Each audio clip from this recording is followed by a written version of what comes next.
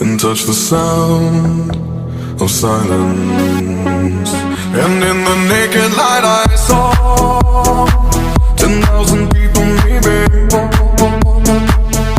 People talking without speaking, people hearing without listening, people writing songs that voices never share, and no one dared disturb the sound of silence.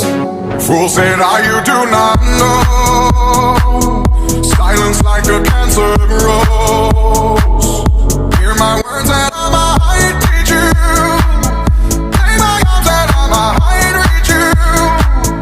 But my words, like silent raindrops, fell and echoed in the wind.